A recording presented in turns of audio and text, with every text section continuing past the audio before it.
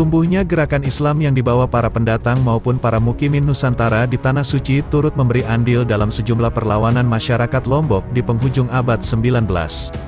Pemberontakan para petani Praia di tahun 1891 contohnya.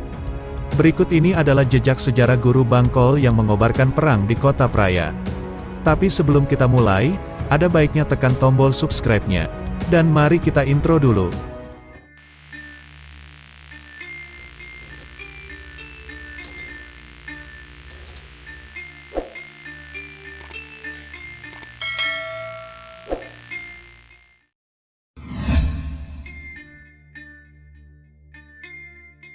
Salah satu corak yang menonjol dalam penyebaran Islam di Lombok abad 19 dan 20 adalah daya tarik tarekat sebagai media dakwah.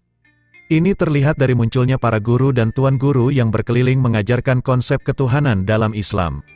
Kemunculan para cendekiawan ini mampu mengisi ceruk kosong kepemimpinan dalam masyarakat Sasak Muslim di tengah kuasa kerajaan Mataram yang bercorak Hindu.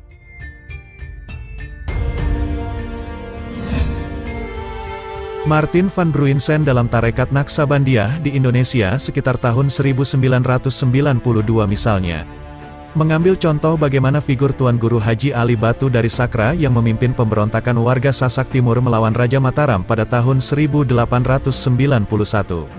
Menurut Martin, karisma Tuan Guru Haji Ali Batu semakin diteguhkan dengan kepercayaan warga akan kemampuan supranatural sang Tuan Guru. Ini adalah corak umum figur-figur perlawanan berbau mesianistik di zaman itu. Para guru digambarkan sebagai sosok yang telah dijanjikan dalam ramalan masa lalu.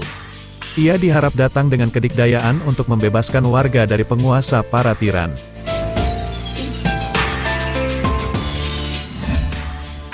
Di Lombok masa itu, selain Tuan Guru Haji Ali Batu, terdapat sejumlah figur-figur lain yang menjadi panutan warga. Seperti Guru Taseh di Sukaraja Ampenan, Haji Abdurrahman di Kelayu Lombok Timur, Haji Muhammad di Montong Tangga, Haji Usen, Haji Abdul Ghafur di Sombek Lombok Tengah, Haji Muhammad Sidik di Karanganyar dan masih banyak lagi yang lainnya.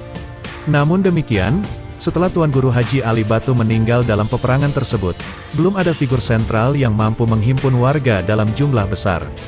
Kepergian Ali Batu menjadi trigger yang memicu perlawanan yang lebih besar di tahun-tahun berikutnya. Perlawanan Tuan Guru Haji Ali Batu tak terlepas dari memburuknya hubungan Raja di Mataram dengan masyarakat Lombok Tengah dan Lombok Timur.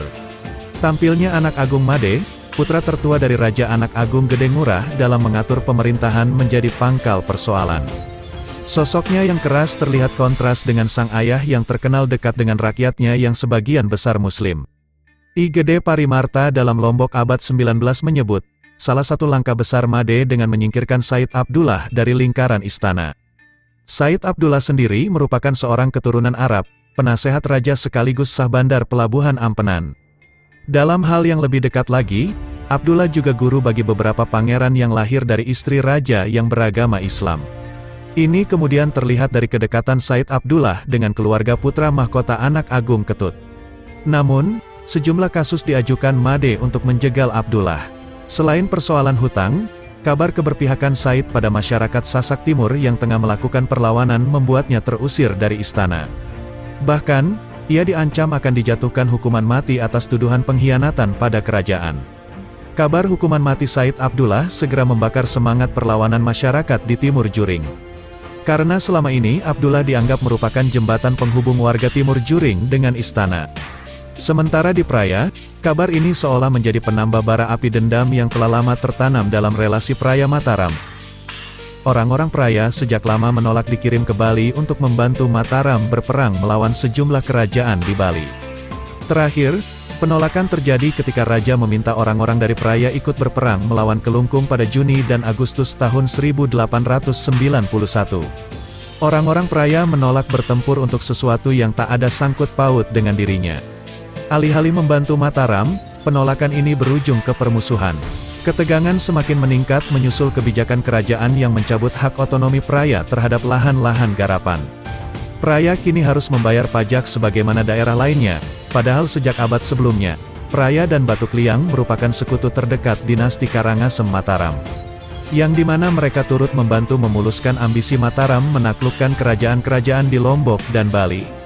Inilah yang membuat Praia mendapat hak istimewa, Mereka dapat mengelola seluruh lahan tanpa harus membayar pajak seperti daerah lainnya, mereka hanya berkewajiban apati getih, yakni ikut membela kerajaan jika berperang. Namun, hubungan mesra ini beberapa kali mengalami pasang surut. Yang terbesar, yaitu di tahun 1891 di mana Praya menghimpun dukungan untuk melawan Mataram. Dalam ketegangan ini, sosok Guru Bangkol muncul sebagai pimpinan perlawanan. Alphonse van der Kraan dalam Lombok Penaklukan, Penjajahan dan Keterbelakangan 1870–1940 menyebut Guru Bangkol merupakan tokoh spiritual harismatik.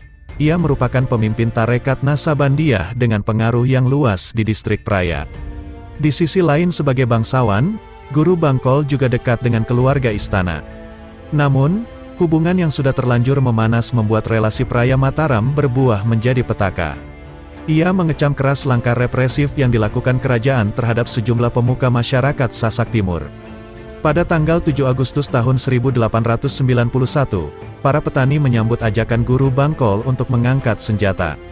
Mendengar ajakan itu, ribuan warga bergerak membakar puri kepala distrik Bali di Praya. Perang pun meluas. Sehari setelah serangan itu Anak Agung Made datang melakukan balasan bersama sekitar 3.000 pasukan dari Lombok Barat. Ini belum termasuk ribuan warga dari Lombok Tengah dan Lombok Timur yang diwajibkan ikut serta menyerbu Praya. Pada tanggal 11 Agustus Praya terkepung. Namun gigihnya perlawanan membuat Guru Bangkol dan para pengikutnya sulit dikalahkan. Kukuhnya pertahanan Praya membuat psikologis warga yang diminta membantu Mataram menyerbu kota Praya menjadi goyah. Loyalitas mereka menurun, mereka justru bersimpati pada warga Praya yang terdesak. Inilah yang membuat Anak Agung Made gagal melakukan serbuan lanjutan. Lanjut pada tanggal 25 Agustus Anak Agung Ketut putra mahkota kerajaan datang membantu bersama ribuan prajurit. Hingga pada tanggal 28 Agustus Praya dikepung oleh 20.000 prajurit. Serbuan yang berlanjut hingga jantung distrik Praya membuat korban terus berjatuhan. Namun sekali lagi pasukan gabungan itu tak mampu menundukkan kegigihan Guru Bangkol dan pengikutnya. Kegagalan ini semakin diperburuk dengan membelotnya warga Sasak yang sebelumnya ditugaskan membantu kerajaan dalam peperangan. Mereka justru menyambut seruan untuk membebaskan Praya dari kepungan.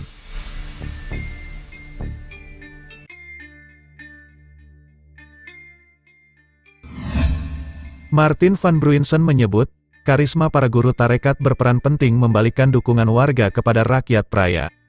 Perang makin meluas, pasukan Mataram kini dipukul mundur oleh gelombang serangan yang datang dari berbagai penjuru.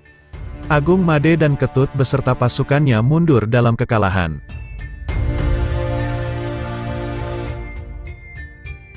Pada tanggal 22 September tahun 1891, kekuasaan Karangasem atas Lombok Tengah dan Lombok Timur runtuh. Dalam 471 baitnya, Babat Praya mengabadikan musabab pemberontakan serta kisah heroik Guru Bangkol dan pengikutnya mempertahankan Praya. Kisah serupa juga tergambar jelas dalam untayan Babat Sakra. Sementara itu, kekalahan dua Pangeran Mataram dalam memadamkan pemberontakan Praya membuat Raja Anak Agung Gede Ngurah turun tangan. Ia mengatur ulang pasukan dan meminta tambahan bala bantuan dari Karangasem Bali. Peperangan pun meletus dan korban dari kedua belah pihak terus berjatuhan, namun Praya tak kunjung tumbang. Selain perang, upaya diplomasi juga dilakukan Raja. Ia mendekati para pemimpin Sasak Timur untuk melakukan perdamaian. Bahkan sekitar April tahun 1892, ia mengirimkan sepucuk surat perundingan perdamaian untuk Guru Bangkol bersama uang tunai sebesar 1.000 riksdalder. Guru Bangkol menolak surat Raja namun menerima kiriman uang tersebut. Uang tersebut diterima dan dianggap sebagai bagian dari ganti rugi dari apa yang telah mereka ambil dari kerajaan di Praya. Atas penolakan ini, Raja melanjutkan serangan. Sayang, meluasnya perlawanan membuat kerajaan tak bisa merebut kembali wilayah yang pernah mereka kuasai di Lombok Timur dan Lombok Tengah. Selain itu, konsentrasi Mataram terpecah oleh munculnya perlawanan lain di Sekar Bela pada Juli tahun 1893. Pengiriman besar-besaran warga Mataram untuk berperang ke Timur Juring telah menimbulkan kekecewaan pada kerajaan. Stabilitas politik kacau bersamaan dengan meluasnya kelaparan, perang yang berlarut-larut membuat sawah dan ladang tak tergarap. Warga sibuk berperang dan menyelamatkan diri.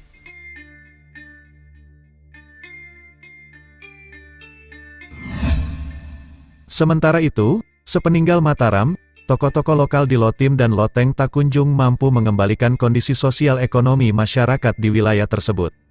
Di tengah kemerosotan ini, Belanda datang melihat kesempatan. Hasrat untuk menguasai Bali dan Lombok terbuka. Mereka membangun hubungan dengan masyarakat Sasak Timur dan menawarkan bantuan pangan dan militer. Gayung bersambut, sejumlah tokoh Sasak Timur mengirimkan surat agar Batavia melakukan intervensi. Belanda mulai masuk dengan memangkas suplai bantuan prajurit dan persenjataan kerajaan Mataram dari luar. Koran Haarlems Dagblad edisi tanggal 23 Juni tahun 1892 menyebut, Belanda mencegat dan menahan kapal perang Sri Mataram milik Raja Mataram pada tanggal 14 Mei tahun 1892. Selain itu, Belanda juga menahan Kapten Bruce, pelaut Inggris yang mengawaki Sri Mataram. Sri Mataram dan Sri Jakra merupakan dua kapal perang yang baru saja dibeli Raja Mataram dari Singapura lengkap dengan amunisi dan persenjataan. Dua kapal ini sengaja didatangkan menyusul memburuknya kondisi internal kerajaan dan ancaman dari Belanda yang semakin kuat. Namun, belum sempat bertempur, dua kapal ini ditahan Belanda. Selain itu, Belanda kemudian melakukan embargo dengan memeriksa semua kapal yang hendak masuk ke Selat Lombok. Mereka juga berupaya mencegah seluruh kapal yang membawa bala bantuan untuk Raja Lombok. Puncak dari intervensi Belanda ini terjadi tanggal 5 Juli tahun 1894. Iring-iringan kapal dengan ribuan prajurit bersenjata modern tiba di Ampenan. Perang besar itu berlangsung hingga beberapa bulan kemudian. Sejarah kemudian mencatat inilah tahun akhir kekuasaan Kerajaan Karangasem Lombok. Belanda menang dan mengatur ulang seluruh wilayah. Pada tanggal 27 April tahun 1895, Residen Danenberg bersama asisten dan controller menggelar pertemuan untuk penataan administrasi pemerintahan. Para tokoh yang membantu Belanda memenangkan perang mendapatkan jabatan, termasuk dua tokoh perang Praya, yakni Guru Bangkol dan Mamik Sapian yang diangkat sebagai pemimpin distrik Praya. Adapun Pringgabaya yang dipimpin Raden Wiranom, Rarang oleh Raden Satriaji, Mas Bagik oleh Raden Melayu Kusuma, Sakra di bawah Mamik Kertawang, Batuk Liang Mamik Ginawang, Kopang Mamik Mustiaji, dan Jonggat di bawah Raden Widana. Perang memang berhasil dimenangkan, namun nasib para petani dan masyarakat golongan rendah lainnya nyaris tak berubah. Setelah Mataram tumbang, mereka menjadi objek penghisapan oleh kekuasaan yang jauh lebih besar, yaitu Belanda dan kaki tangannya. Itulah tadi jejak Guru Bangkol yang mengobarkan perang di kota Praya. Semoga dengan mendengar cerita ini, kita bisa menghargai perjuangan para pendahulu kita yang berkorban jiwa dan raga demi kelangsungan hidup anak cucunya, yaitu kita. Terima kasih bagi kalian yang menyimak sampai akhir, dan sampai jumpa di video berikutnya.